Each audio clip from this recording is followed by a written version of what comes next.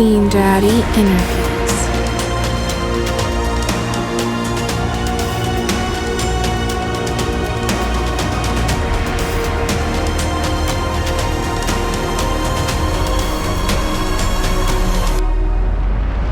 Welcome everyone to Scene Daddy Interviews. My name is Ian, and this is very cool. I am here with guitarist, composer, mixer, producer, Nik Nocturnal. Nick, how you doing today, man?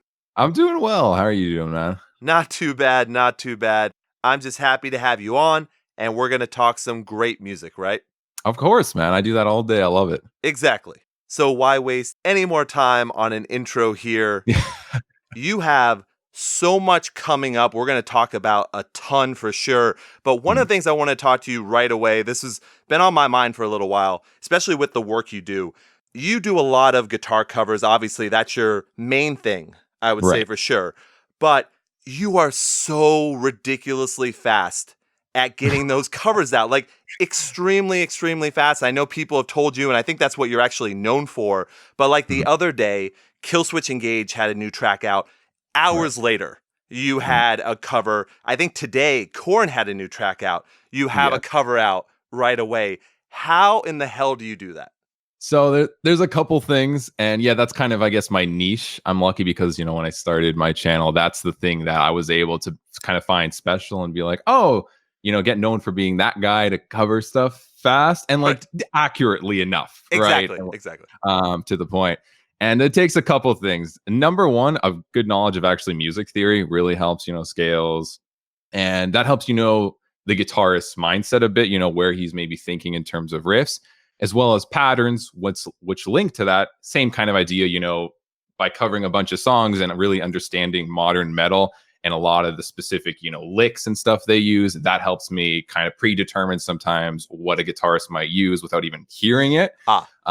And then the third one is actually knowing the band themselves and covering it before, because then you really get to understand the mindset of that guitarist specifically. So it's a mix of all those for sure. But yeah, and just experience. Yes, exactly. And that you definitely have a ton of, because you have so many covers out there, obviously. Now, does anyone tip you off? Do you get to know a little bit before? Do you have a calendar that you look at? You're like, wait a second, I know bands are going to drop, you know, singles this time, this time, this time. Do you know that kind of thing? I've for the past recent years, I've started doing that in terms of like I've built my networks to the point where, you know, I'm subscribed to all the labels on YouTube. I'm subscribed to all the big bands. Follow them on Facebook. Follow them on everything. I make sure my friends list is composed of people in that scene, so you know they'll also, you know, hype things about. So it's just as simple as me going on social media, and I'll know right away what the next big release might be. And then from there, put it in my calendar. Try to find the exact time to make sure I plan around it if possible. And then I just do the rest, you know. Very cool. Yeah. Now, does any band, I mean, I'm sure they have, but is it a regular occurrence for bands to reach out to you and say like, hey man, that was really awesome? Like, 'cause it's got to help them with promotion as well, because not only are you promoting yourself, but you're promoting the band too. It's happened a lot more recently in the last couple of years since I, you know, have given my channel somewhat of a name, which is really cool. Yeah. One of the most noticeable ones that I, you know, stuck dear to my heart is when I did Betraying the Martyrs, and I covered their last album actually. And their guitarist Baptiste hit me up. He's like, dude, thank you so much. And I was like shocked. I was like, why are you talking to me? I'm just some dude covering, you know, music.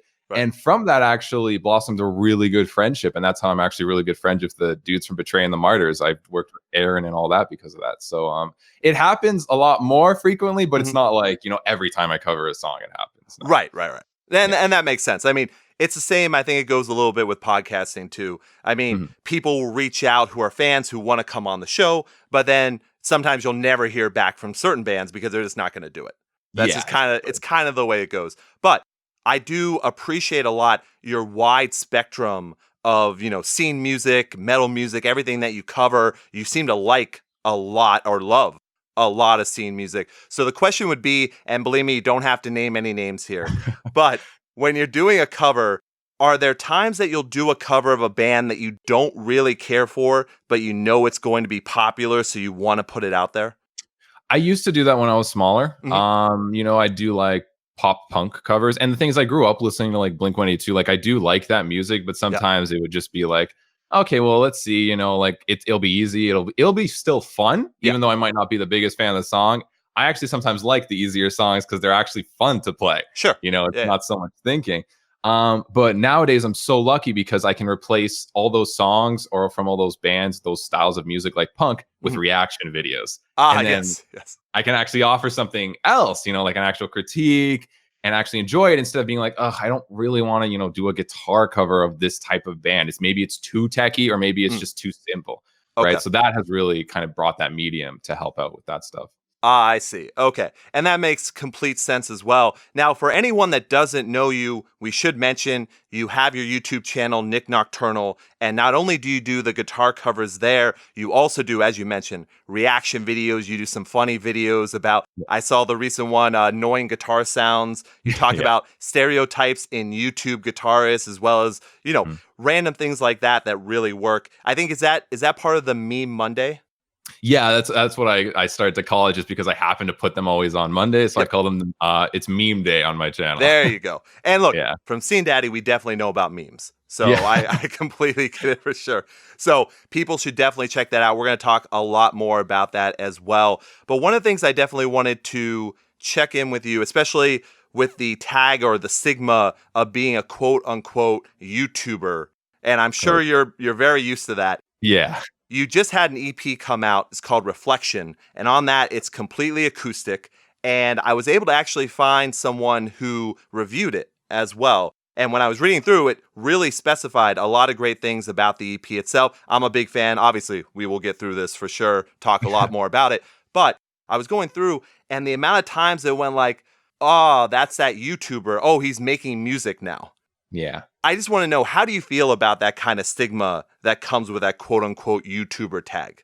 Well, it was a lot more prominent in my earlier kind of start with YouTube and building that. But the funny thing is the first things I uploaded to my YouTube channel, or well, serious things, before even fast covers, were actually my original music. Right. Because I've always been writing ever since I was like, 15, 14, when I was much younger.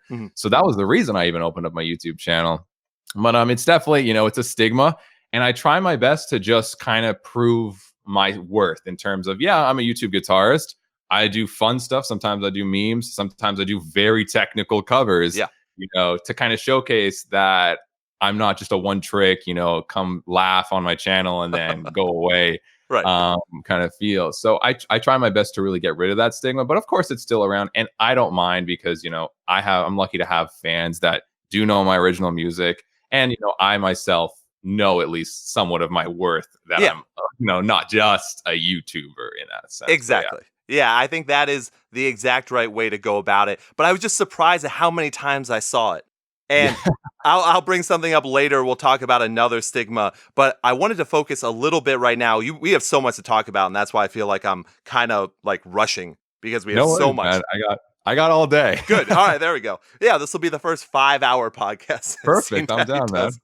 So let's talk about Reflection a little bit here. Now, obviously, completely different than Undying Shadow that came out in 2017. You almost went the complete opposite. Right. You're doing very technical guitar work, but you're not working with a band or you're not putting in other instruments. You stuck with the acoustic guitar. It's a 4-track EP. Can you tell me a little bit about why you wanted to go in that direction? Well, as a guitarist, I've always jammed primarily on my electric, but I've always had like acoustics around the house that I love just picking up. And essentially I'd play metal music on the acoustic. So I'd still play in that same very modern style. Yeah. It would just be through a different medium. And the great thing about acoustic is that it doesn't sound that much different other than, the heaviness and the gain and all that. The big thing though that acoustic has an advantage with is chords. It sounds really nice and full. So even though it's kind of a similar medium, it actually has its own cool advantage with stuff that I like, playing very chordy, very open, a lot more chill, if that kind of makes sense. Yeah. So I just kind of always jammed around my acoustic and I'd write fun riffs on it that are very similar to, again, what I'd normally write on electric, but a little more centric, obviously, around just acoustic, knowing there's not going to be drums, there's not going to be other stuff. And I was like, you know what, like for fun, for summer, let's release something fun and different, 4 songs. It's kind of going to be that thing I release while people wait for the next Nik Nocturnal album. I just want to give them something. And I was like, if people like it, great. If not, I don't really care. I kind of made it for fun for myself anyways. Sure. But I got luckily really good feedback from it, Yeah. surprisingly.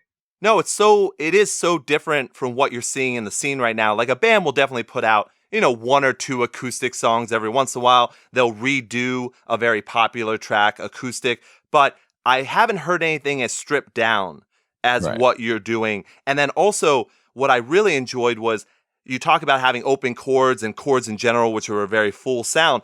But then the technical work you were doing seemed like it would be very hard to get through on an acoustic guitar. Maybe it'd be muddled, but it came through very, very clearly. And I was very impressed by that.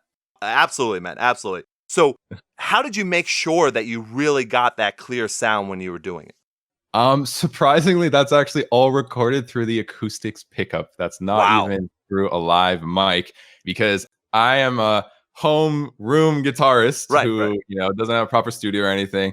And I mean, I have a okay mic, like I have an SM57, Yeah. or Shure 57, whatever it might be. I'm so bad with gear names. Sure sounds right. Yeah. To record, but like I don't have any treatment anywhere in my room. So I was like, I recorded it through the mic and I was like, it sounds muffled. It doesn't sound that great. Obviously, I have a lot of random ambient room noise. Sure. So I was like, you know what? The DI, the direct in from the pickup sound good. Let's go with that. Let's put some reverb on it. Try to manipulate it as though it's actually a big, nice room sound. And let's put my mixing magic on it. And I was very lucky how good that guitar's just pickup sound naturally with that stuff. So, yeah. So how long did it take you? We'll get back to the room in a second, but how long did it take you to go ahead and make that? Obviously, your guitar covers are very, very quick, but in order to manipulate everything, in order to mix, how long did that whole process take you per track? So I actually wanted that entire EP to be out last August. However, I knew that I wanted to have two videos, not crazy music videos, but I wanted to have two visual things that really fit the vibe of summer, actually. And I was like, I'm not going to finish this by summer of last year. So I kind of had a rough decision of, do I postpone this, to make it right? Or do I kind of just rush it out without any proper video? And I was like, you know what, let's postpone it. So that's why it actually came a year later, simply for a video. But it took time, even just writing acoustic tracks, even though it was still something I was used to and accustomed to writing acoustic riffs, it still felt so weirdly empty to me because, I'm used to the drums. I'm used to the bass. So I'm lucky because my girlfriend's like low-key my co-producer, and she would actually kind of be like, no, Nick, this sounds okay. Actually, this sounds like shit. So maybe take that out. Like she'd be very straight up with me. So I had someone to kind of consult to change that mindset of drums, bass, and all that. Right. But essentially, anytime I had free time that wasn't YouTube or brand stuff or whatever it might be, I was like, all right, let's work on my acoustic album. And that's kind of where it came about. Very cool. So yeah, that is kind of a precursor then for what's coming next. Is it something with a change in style that you'll be working on? Or is this just like you said, you want to get it out for the summer, you wanted, people just to be interested in something, but then you're going to knock it out of the park with something completely different? No, so my next Nik Nocturnal album is not, it's going to be Nik Nocturnal. It's going to be what people are waiting for. It's going to be Undying Shadow 2.0. Nice. Same thing. I'll have a couple vocalists. I'll have a couple guest solos, That's just what I loved doing, and that's why I even said in the description of my acoustic stuff, this sounds different, guys. Right. I get it, but I'm a metal channel. Don't be scared, don't go crazy, unsubscribe, all that just because you think I'm now an acoustic channel. Not at all. And that's also why literally the day after I released the first single, I covered Shadow of Intent. Yes, to be like, exactly. Yeah, like, guys, I'm still, doing this stuff. No, that's true. But yeah, the next album is definitely, it's going to be heavy. It's going to have a little more technical ability in it as well, which will be cool. Very cool. Very cool. So you mentioned it just a second ago. What I have always enjoyed about the albums and the EPs that you put out is that in most of them, you do a mix of the instrumentals and then having a feature on as well. And I thought that was very cool because it really does mix things up. Yeah. How did you know that was the way you wanted to make an album? To be honest, I think it just came from simply wanting to work with people. I didn't really think of the whole picture of like having that variety. I would write, and I'd write a single song out of the maybe 11 or whatever, and be like, this would sound really good with insert vocalist name, or this would sound really good with insert guitarist guest solo right here. Right. And I'd simply just hit them up, and sometimes I was very lucky.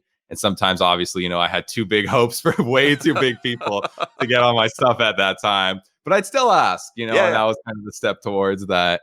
And then it just kind of became a pattern of my albums of it just being a fun thing of, you know, I have the pure Nik Nocturnal tracks. No one else. This is just me. But I love working with vocalists. I love working with people for guest solos. It's just in my nature. I love doing that and sharing that art, especially with some bands that, you know, I've been listening to for years. That's what literally makes my day. When I send them that track and they send me back stems and I'm like, holy shit, that guy's on my track. So that feeling is just kind of unbeatable. And that's why I've been doing it like that. So that's awesome. So you actually, depending on the track itself, you have a feeling of whether this is a Nik Nocturnal track or this needs a feature, whether it's a guitarist or a singer, a vocalist, something like that.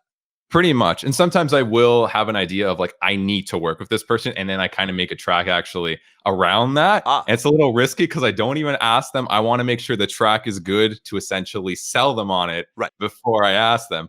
But luckily I've been pretty lucky with them mostly saying yes with those. Yeah, it's a lot of time. It's just this track would fit this, or I write a track for that person and I hope they can maybe get on it. If not, another person with that similar style.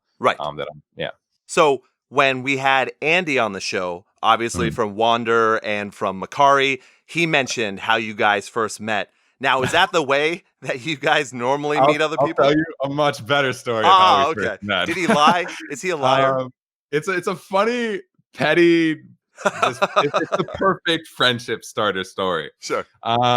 In terms of my perspective, because he didn't know my perspective until recently. Okay. So we both covered songs, and I saw his cover of actually From First to Last. That's when I first heard of him.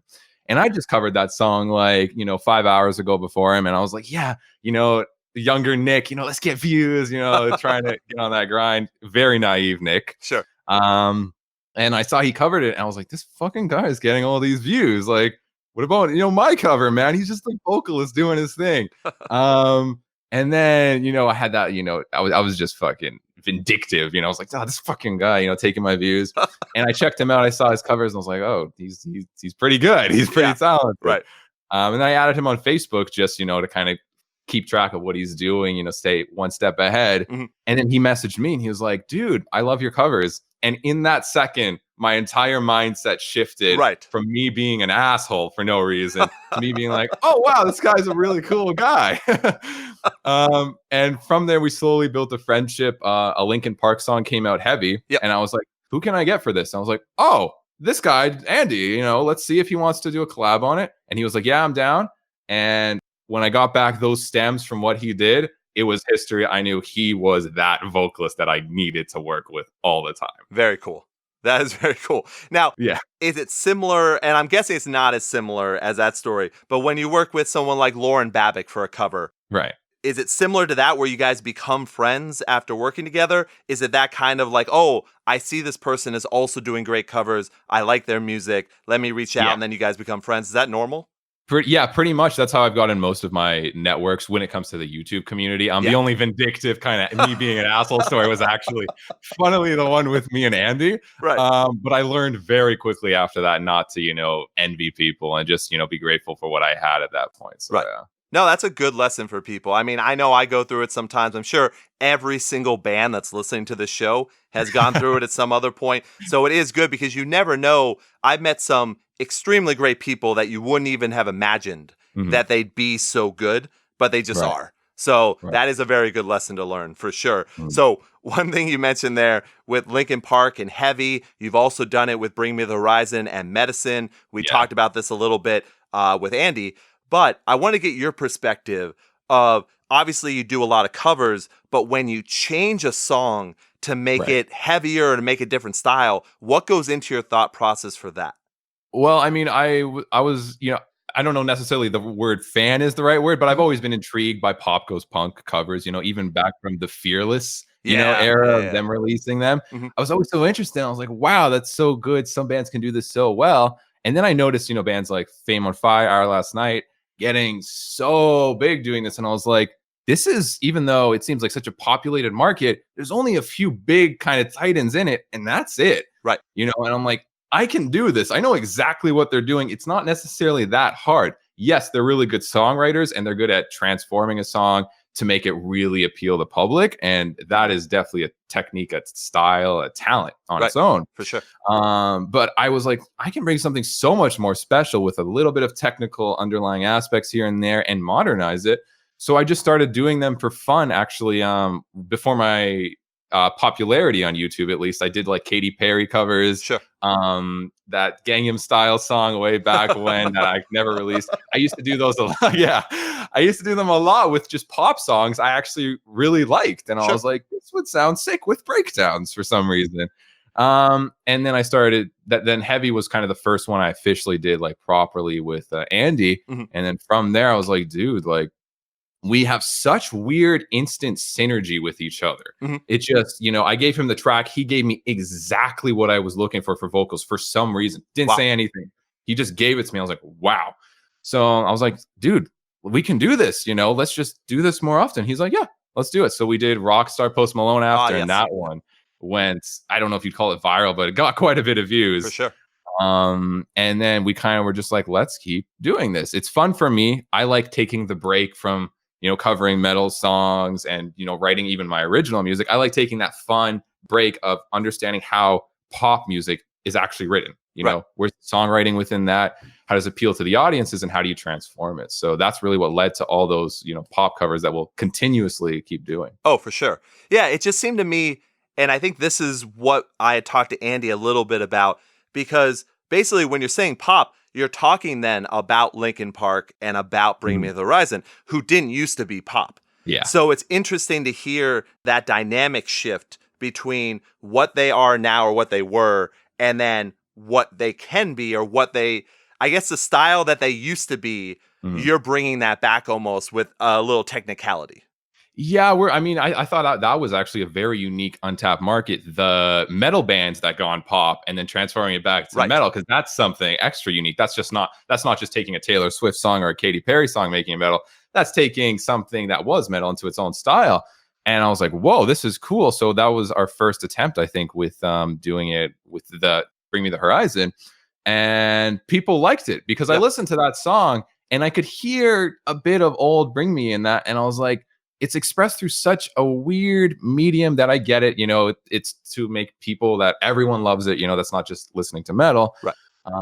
But it really was like an eye opener. I was like, yeah, I can do this in their old style. Let's see if this is what people want. So I did that video, and luckily it actually got pretty popular doing that. So yeah. No, it definitely did. Did you get any backlash? Did anyone say like, oh, why are you doing this? They're doing their own thing now. Like, why are you trying to make them sound like they used to? I don't think if I do a cover and I don't get backlash, I think I did something wrong, because that means that probably less than 10 people watched it. Right. So no, I'm so used to that. Of course, everyone's like, why did you change? Not everyone, but like obviously that small, very small, areas. Like, why did you change it? It's like, because I wanted to. Yeah. That's in the end my answer. Exactly. But so many people were like, oh, that's cool. And even at the end, I'm like, this isn't to hate on the song, go good for them. I want to experiment, see how it sounded. If people want to listen, then great. So that's usually my stance when it comes to changing anything like that. But yeah, not too much backlash with a lot of that stuff, surprisingly. No, it's good. And look, to me, you made that song listenable. So to me, I was very happy, but I have very strong opinions on certain things. So that was a little tougher. But speaking of strong opinions, I got to ask you, because you had brought up Our Last Night. Now, we won't go into everything that they've been dealing with online and everything. But once again, I had mentioned the word like a stigma. And a big thing that's come up is the quote unquote cover band as an insult. And I've experienced, fans or the audience saying things like that about bands before. But I saw a lot of relatively popular bands in the scene then using cover bands as kind of a derogatory term. What do you think about that kind of thing? I mean, cover band, it's a marketing idea. That's what my opinion on doing covers is. It's a marketing thing. It gets rid of the idea of having to songwrite something. And, a lot of metal bands are incredibly talented. They have so many talented musicians, and still some of them have less than 10 plays on Spotify. You know what I mean? Oh, for sure. But they're so talented. But the issue is that they don't know how to songwrite. They don't understand it. And by covering these big pop songs, you really start to understand how songwriting works, how it makes sense, how you can twist the formula, how you can appeal to the masses if you really want to. But then you take that knowledge and do it with your own medium. I respect that quite a bit. because you're gaining that attention. You're also bringing people who don't listen to metal into some stuff that's maybe heavier. Right. And obviously it's huge for marketing because it gets your band much bigger. And yeah, your originals will not have as much views. That's fine. Right. Same thing with my channel. My originals don't get as much views as my covers. I don't really care. My originals is for more that intimate crowd, that with me, that, you know, I write my own music and with people who are really my fans. And the covers are just for everyone to enjoy, including myself.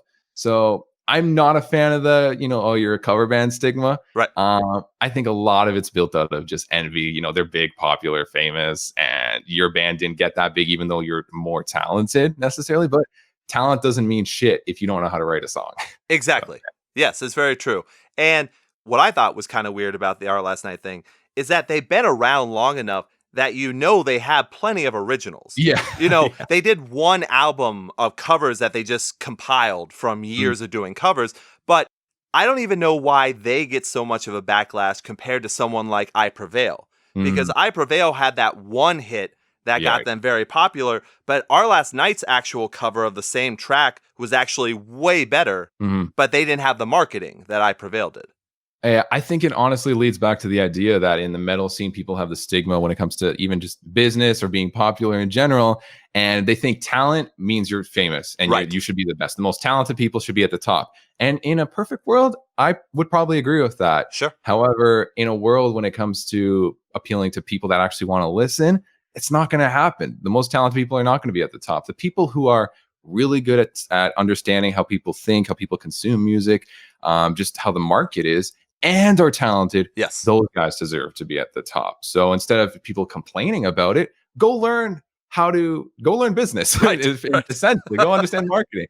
Go learn how to actually write a song structure, and then put your talent and transform it in your own unique way. Right. And that's how you're going to actually get up there. And then you won't be envious of these, you know, bigger cover bands. Exactly. Yeah. Now, you're obviously a smart guy. When did that kind of hit you? Yeah, no problem. When did that, like, that point of view is very good. It's obviously, it's on point to what we're talking about. When did you start thinking like that?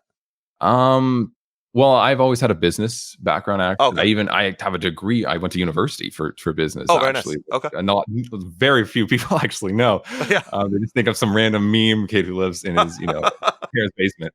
I've always been intrigued by business, by marketing, by understanding consumer behavior. Essentially, you know, like I'm always in that mindset when I'm writing a song. What is a musician going to think? And then what's just a regular person going to think? And that's why I have my, you know, co-producer, my girlfriend, Netta, who's just wonderful at this because she's not a musician, but she's my target audience of just a regular consumer. Yeah. So when I'm writing, I have that mindset of, okay, I'm writing kind of more for the musician side. You know, a musician will be able to appreciate this and all these little special quirks and technicalities. But when it comes down to it, will a random person want to listen to this? And that's when I show her the song and I have to get her approval. I'm like, you know, you're my audience. Will you actually listen to this without knowing the musicality? Sometimes she'll say, no, this is just crazy shit. Sometimes she'll say, you did something good, Nick. But yeah, it's just that business background is so important, understanding consumer behavior and just in general being good at monetization and so many other aspects of business that aren't even marketing. Right. You got to know. You have to in modern age. Well, that's actually kind of surprising because if you look at so many bands, they don't go through any of that. So how did you know? I mean, you talk about starting early with guitar. You could have gone off and done a lot of things. You decided to go to school. How did you decide to do all that? Well, the funny thing is the business degree didn't teach me shit about actually the real world and marketing. Right. But it opened my eyes in terms of, okay, I need to learn how to make money, you know, how to survive. And this is my dream. I want to do YouTube. You know, I could just release my originals all day, release covers, and I'm still going to make 0 AdSense for the first 4 years, which is what I actually did. Made money. Right. Or I can actually do something about this. So I started to get in that business mindset because first I'd network with a lot of very good, talented bands as I got more popular, and I'd see what they're doing business-wise. You know, since I had to do everything myself, I had to understand what marketing is. I had to understand, you know, how to sell your things on Spotify, how to get on playlists, how to do all that stuff. Yeah. You just have to do it kind of for survival. Yes. Yeah.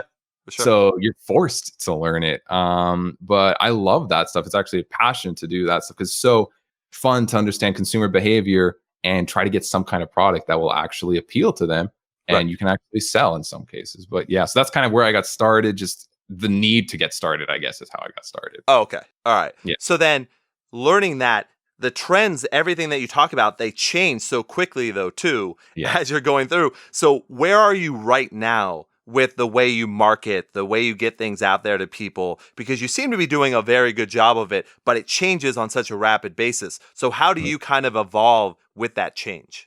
I'm always just, well, to kind of keep track of the changes itself, I always got to see what the big players are doing when it comes to marketing. You know, I Prevail are geniuses at marketing. You can say whatever you want about that band. For sure. They're one of the best marketers. I don't know if it's the band themselves doing it or people, the label. Right. They know their shit when it comes to marketing. So they're a really good example. But I also actually watch a lot of just like Ty Lopez, a lot of those like big influencer, I don't know the right word for them, but kind of the guys who teach you how to market. Oh, online. sure. Yeah. Like marketing guru type. Yeah. There you go. Yeah. They have those seminars. They charge for courses or whatever. Exactly. Yeah. For sure. And I don't like taking those courses, but I'm just like intrigued, trying to understand, like, they give you an example of, hey, I'm making $5 million like every month. And you're like, you have to understand that they're maybe not lying. And instead of just hating them, understand how they're doing that. Exactly. So that really drove me, even though it's not necessarily in the world of business, to also be like, how are you doing this? How are you monetizing your content? How are you, whether it be through YouTubers, use AdSense, Patreon, merch, Amazon affiliate. I'm always intrigued by the next thing in monetization. But when it comes to the advertising stuff specifically, just following the big dogs and staying up to date, on Instagram, Facebook, making sure that I'm versatile in all the platforms that aren't just YouTube, because YouTube can die one day and then I'm screwed. Yeah, so right. I'm trying to keep up content on all of those, just so if one isn't doing well, okay, let's focus on this one for now. That one's not doing well, you can switch over really easily. That's how I'm attempting to keep up, at least, with the trend.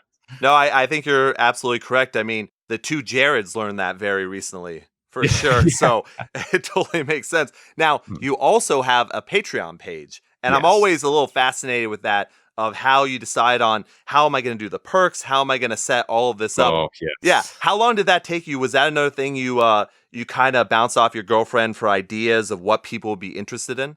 I bounce off every idea I kind of have with her, or as pretty often, at least, because she, again, is that normal consumer, which is perfect. She's my perfect audience to base things off of, right? When it comes to Patreon, I think I redid it 5 times before it started gaining any proper traction, because Patreon's a weird one where you charge people monthly. And I noticed a lot of people on there were charging people one-time services, but then they charge them monthly for that. And I was like, no. That's not how you charge people for a monthly a subscription service, essentially, right? For sure, yeah. Netflix was like, here, pay $20, you get all our movies, but then continuously pay $20 just because it doesn't make sense. Exactly. Right? To essentially have that. So I took a different approach of, after trying 5 times, I was like, okay, what do people want that's reoccurring, that they'll want access to as a subscription? And, tabs, obviously keeping up to date with tabs, weekly tips. And I also did a bunch of stuff that I can automate almost. So I don't have to worry about every week, oh my God, I have to make a bunch of extra content for Patreon. I just have stuff that I already do that I'm specifically just leaving these extra little bits for those Patreons. And any things that I do need to actually do, like the tabs, I actually outsource a little bit to my buddy Juan, who actually does the tabs. I give him a percentage, and then I check them, obviously, to make sure they're absolutely accurate. Right. So the goal of that is automate, so you're not working for all that time, because it's going to really destroy you with Patreon. Exactly. Yeah, that's a good way to put it. I've seen it happen to people as well, where they just get completely bogged down in what they're doing. So that's a good way. Now, how long have you had your Patreon going for? Successfully going, I'd say for around a year now. Okay, that's pretty good. Yeah, that's not bad at all. Well, yeah, we'll definitely have links in the description for that as well. So we'll put that. Yeah, we'll put that aside for a second. So I did want to mention. I want to go back to what you had mentioned before. So you do everything out of your room. Now, I'm very familiar because I've seen so many videos where you're there. You haven't gone in the direction of a lot of, we'll say YouTubers, but also bands, people that want their own studio. You haven't gone and built that or started anything. Is that a plan of yours in the future? It's a plan. I don't want to be financially stupid. I don't want to just throw a bunch of money down and get this all down and then not have money to survive. Exactly. I want to make sure I do things in a very steady slope. And it might take a little longer, but the thing is then when I do the studio, I'll instantly be stable and not having to worry, that, oh, I won't be able to eat from Costco, samples this week. Too poor to go get gas to drive there to get free samples. You know what I mean? Like, so I just always want to make sure I'm just on a smart route. I'm a very forward thinker in that sense. I'm not like, oh, well, this sounds good right now. Let's do it right now. I'm always thinking sometimes even too much of like, well, if I do this, let's plan it properly so I can be financially stable, so everything's okay, so I'm not disrupting my YouTube schedule, not disrupting other things. But it's definitely a plan because it's so just ghetto and ridiculous at what I'm doing in my just this one random wall that has scuffs on it. It's so plain. But the best part about that is that as soon as I upgrade a little thing, even like when I upgraded my camera, it's so noticeable to everybody. Sure. It's like this huge change, even though it's this small thing. Right. So I don't mind that in that sense, because when it does come, it'll be that much bigger than maybe somebody else who does something like that on a regular basis. Right.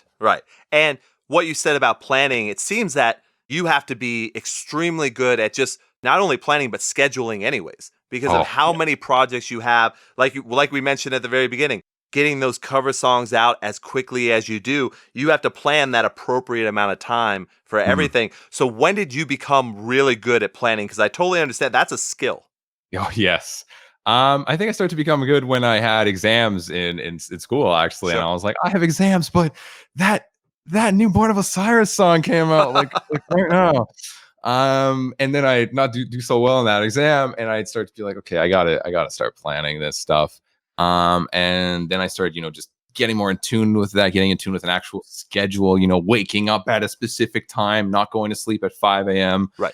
And trying to do that. And now everything I do, I put in my calendar. It's strict. Yep. I have timelines, and I make sure the timelines are way excessive in terms of like, almost like, yeah, you won't finish that in that time. I make those crazy, like, I'll cover a song in an hour, then right after I'll do something else, in order to push myself to reach those crazy timelines, that crazy schedule. Yep. But I still have leeway if I don't. Makes sense. That's essentially, I plan everything nowadays. I have to. You have to. Yeah, you absolutely do. Now, do you have, and we don't have to go far into this, but do you have another job as well, or is this what you're able to do for a living? I'm lucky that this is what I'm able to do for a living. That's awesome. That started the summer of last year, right when I graduated, and I was like, do I get a job that I hate and put this on the back burner, or do I just go all in That's and awesome. just give it my all? And hey, I have a degree. If I fail and no one knows me and my YouTube gets deleted for copyright or whatever, that's cool. I can get a job and I'll be a happy person in life. You know what I mean? I'll find something else. But I was like, nope, this is the time. I'm 20, 22. Let's go all in. Let's see what we can do. And I got lucky, but hard work lucky. Hard work lucky, yes. Exactly. That's the way to put it. Yeah, that's awesome, man. Congrats. Oh, thank you. Yeah. Absolutely. Well, now, I wanted to go through a lot of background to get to something completely new as well, because obviously we are recording this, prior to when this announcement is going to come out. Mm-hmm. So do you want to do it? You want to do it officially right now, or do you want me to do it? Go ahead. Let's do it. All right. So July 5th, a new project is coming out, new band project. It's called Termina. The first song is going to be Lucid. It's a project with me and my brother, Andy. I still can't say his last name. Cizek. Yep. Cizek. Is it Cizek? I'm pretty sure. I asked him at the beginning of the show when we did it, and he might have just been placating me. I don't know, but I tried. I think it's Cizek. Cizek. And it's me doing the instrumentals, him on vocals. If you like Post Malone Rockstar, but an actual original song, there you go. That's essentially our project, but it's heavier, more technical, and it's what you guys have been asking for. Yeah, man. That's a quick summary.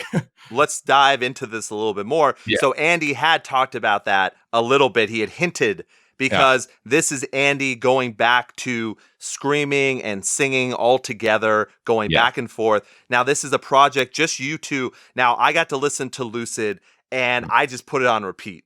Oh, I very much enjoyed that track. I thought it was really, really well put together, well composed, and really hit me at a lot of points that I hadn't heard in a while. Like just hearing you go heavy, him go heavy, it was just a lot of fun to go back to that kind of style. So how did you guys decide, hey, I want to make this project, I want to make an actual band? All these things have such a weird, funny backstory. There we go. Actually, Andy was not the first vocalist in this band. this started by Ezekiel Pearson, Oh, who, you know, shit. Down and Dirty. Yep. I had them on my show as well, but now, sorry, just a little backstory for people. Yeah. So Down and Dirty, I can't go into that story because that's one of the craziest band stories I've ever heard. But if you want to listen to that entire story on my other show, Ian Hates Music, we actually did that entire thing. And now Ezekiel's not even in Down and Dirty anymore. So anyway, so backstory, but go ahead. So he left Down and Dirty. And at that time, I was actually just starting to write my next Nik Nocturnal album. I had no idea. I didn't want to be in a band. I'm like, why do I need a band? I don't need to rely on 4 other people who can either be lazy or not maybe have the business mind or be completely off top and have to fight with them. You know, it just wasn't my idea. I didn't feel like it. And he hit me up and he's like, dude, you want to do some kind of project? And I was like, oh.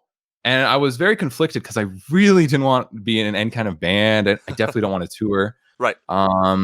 And I kind of thought about it for a second. I was like, shit, this is Ezekiel. His vocals are beautiful. He's so goddamn talented. Yeah. And I know I can write stuff that is in that, let's say, vein of Down and Dirty, or at least that style of modern metalcore with those pop style choruses that are catchy and those heavy breakdowns. I can make him shine essentially by just being the backbone. So I was like, you know what, dude, let's do it. So that was last January, January 2018. Okay. Yeah. Or that's right after I think Down and Dirty broke up that first time. Yes. And I was like, okay. So we started working on stuff, and you know, I was pretty ahead of the game. I was always getting demos out, all that. And he didn't necessarily. It wasn't the best time in his life. No. Because you know, I get this stuff out and we plan. I love Ezekiel. He's a really good buddy. He's such a nice dude. Like as a person, my favorite person. Oh, very cool. But the thing is, I think Down and Dirty just destroyed just a lot of what he had, his drive, his want to be in music. Mm-hmm. So as soon as, you know, I was getting demos out, he was like, yeah, dude, I'm so excited. Let's get this done. And I'd wait months and nothing. And I'd be like, dude, what's going on? He's like, well, you know, he's a tattoo artist. So that's his main job. And that was his focus. And I was like, you know, I get it. So I kind of waited around for 6 months and I was just like, I love Ezekiel, but this won't work. You know, this isn't the time for him. Maybe one day he'll come back and really want to do this. Right. Hey, I'll be by his side if he wants to do another project together. I love working with him, but that just wasn't the time. So I was like, well, shit, I got to find someone else. Had all these tracks. And I was like, hey, Andy, how you doing, man? And I sent him a track and he was like, dude, these are sick. What is this for? And I was like, so you want to be the vocalist? And he was like, it took him like 2 minutes. And he was like, yeah, let's do it. That's it. He just said, yeah, let's do it. Cause he knows, you know, we work together. We have that synergy of I write an instrumental, his vocals, he knows. It's so odd and weird. Mm-hmm. We have that synergy, work together so long. We can produce everything ourselves, right? You know, and we were like, yeah, let's do it. So he hit me up. He was like, let's go. Even though he's in 2 other bands, we agreed no touring, right? We don't want to tour. Maybe one day, right? If we ever get huge with this project, maybe one day. Sure. But 2-man project, no labels, no nothing. We do everything ourselves. Our only cost will be to film the video. Right. That's it. Which is a dream for a band to have only one expense. Oh yeah. Oh yeah. And we started writing that in October. And we got a few tracks done and we were like, let's pick our favorite. And we picked Lucid. And he happened to be coming to Toronto to actually do something else with another project. And he was like, dude, this is beyond perfect. I don't even know how you're coming to Toronto right now. Let's film Lucid. He's like, let's do it. So we filmed it. We got the track done. We, you know, just mixed everything, mastered. And that was kind of the story of Termina and how it started, at least, and all that. Wow. So you had already had all instrumentals done for this entire project, basically? Not all. I had, I'd say 6 pretty solid demos, and we're probably going to do a full album eventually. But we're in no rush. We're going to, you know, single by single, what people like, what people don't. We'll learn from it. Maybe change slightly how the other songs are written, you know, to fit that need. But no, 6 songs done, and that was kind of it. I gave him those. He started working on a couple, and we got Lucid out. That's pretty much it. No, great track. Now, going to your business sense and what you've seen in the scene, is that why you're doing the release a single after single and then maybe you'll put out an album? Yep, exactly why. It's because it looks like this. If you drop a whole album, people will listen to it for a couple weeks. and you'll be forgotten, especially as a band. We're not going to tour. Right. We're not going to be reminding you every time we stop by your city, hey, this album's out. We'll be on YouTube doing our own thing, which will keep you reminded, but that's it.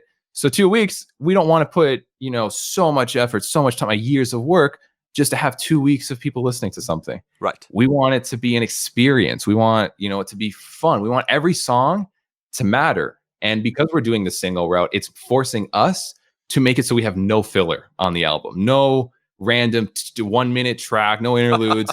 Every song, we want to have the ability to be a single that people want to jam on repeat for the song itself. And then when we put it in an album, every song is going to have that special identity to it. Right. So that's really our marketing goal with that. No, that's the way to do it. Look, personally, I can't stand interludes. Yeah. I can't stand interludes. I can't stand intros unless it's something that is playing, like if you're doing a concept album. Right. Exactly. And you're explaining something in some type of mood change, or even if there's narration to it, completely fine with that. But when you just hear that random whatever track in the middle of what you're listening to, I've never understood that. Never. Yeah. I like doing them in my own albums for fun because, again, it's more like a conceptual, fun idea. Exactly. It's not like a crazy appeal to the masses thing. Right. But this is like, no, every track has to matter. It has to stick with people who love metal, people who are musicians, and anybody who randomly can just listen to it, regardless of how heavy it is, because there's heavy shit on this. This isn't like a, chill post-hardcore, style album. This is modern metalcore, deathcore mixed in, gent, all that influence there. Yeah, no, absolutely. When people hear Lucid, they're going to hear exactly what you guys are all about for sure. Yeah. No, for sure. So the reason for not touring, is that your own personal choice, or is it because obviously Andy's in two different bands, but one of them tours, one of them doesn't? Is that just your own personal preference? It was originally mine, but it fit perfectly for both of us because I'm a I'm a YouTuber, great. And I have my own projects. I just need to work stuff at home. I need to be working on that. That's my life. That's my job. I can't leave that. It wouldn't be necessarily smart for me to take a break from YouTube for a month so I could go on tour and have 10 people show up to our show, lose money, be away from my family, start to probably resent Andy because I'm seeing him every day and, we're stinky and smell like shit together. Yep. It's just not, I don't want to hate up something that I love so much. Right. And I think that's what touring really does. And there's just so many smarter ways to promote it other than, driving and going on tour, especially in my position, because I can do a video that maybe gets, luckily, my Monday videos, maybe 50K views, and I can plug my band at the end of all those videos. Right. Potential 50,000 people can maybe go check out our song instead of 10. Right. That's just the way I see it. And it works for Andy because he's in 5 million different bands. Exactly. So it's perfect for him, right? His schedule. So, for sure. No, absolutely. So we know how Andy writes because we talked about that at length. We talked about how different projects is how he's feeling at that time. He just kind of has this sense of what he's doing. Is it similar for you when you're writing for different projects, when you're writing your guitar work? Also, I did want to ask, do you ever write any lyrics for the bands that are coming in and featuring? So I don't write lyrics. I'm not good at it. I give them a concept of really what emotionally, what the feels of the album are, why I'm even writing it. And they kind of write around that sometimes. Like Undying Shadow, you could weirdly say somewhat of a concept album because I gave them a concept of what the album was about. And I kind of divided it equally. And so they all kind of talk about that general area. But I said, use your own experiences because me writing lyrics for you won't make them mean anything to you. Right.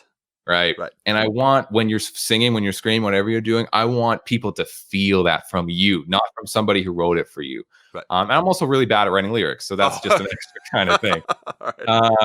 But yeah, so no, that's all. That's usually the features. And so what my approach though to writing in general is, it varies. I listen to a lot of different music. I'm lucky that I have that opportunity, and I might have inspiration where I don't know, I'm out and randomly a current song or a volume song comes out. I'm like, this is sick. And I have some kind of riff that just comes in my mind in some weird augmented way.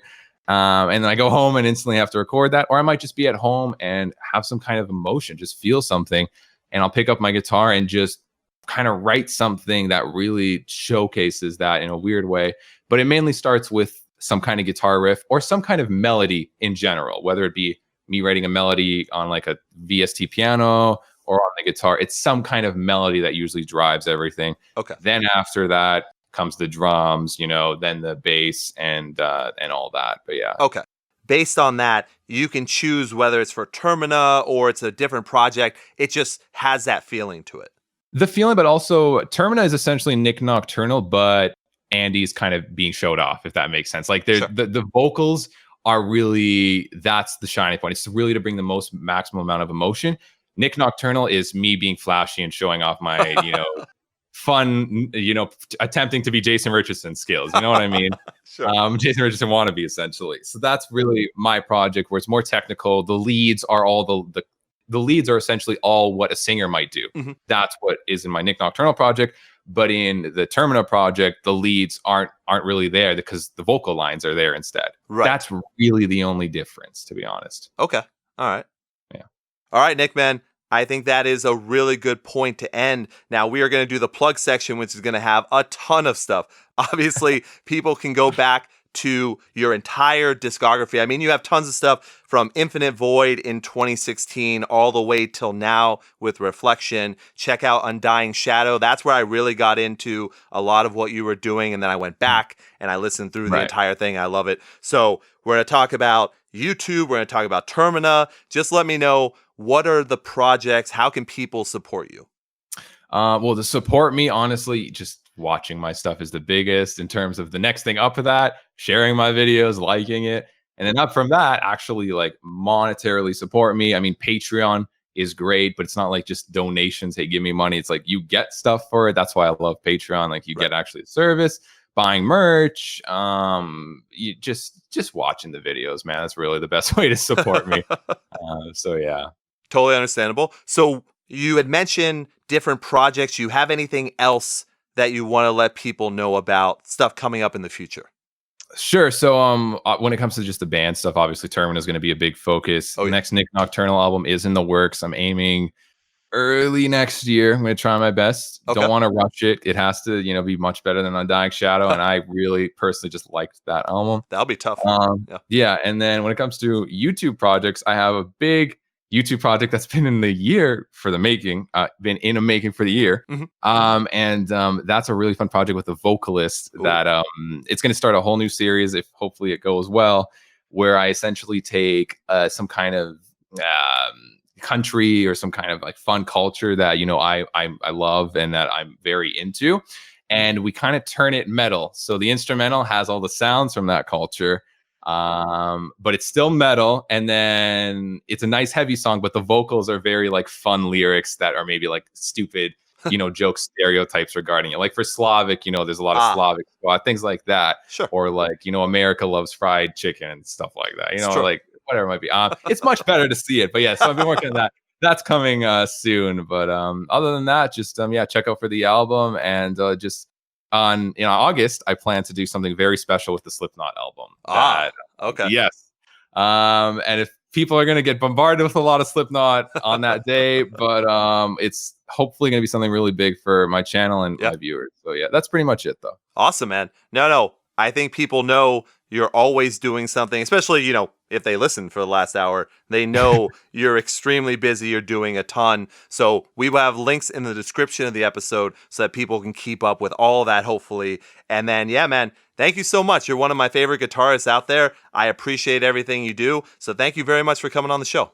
Dude, thank you for having me. Those words made my heart feel good, man. Thank you. Appreciate it. Absolutely, man. You've been listening to Scene Daddy Interviews. Thank you all for listening to Scene Daddy Interviews.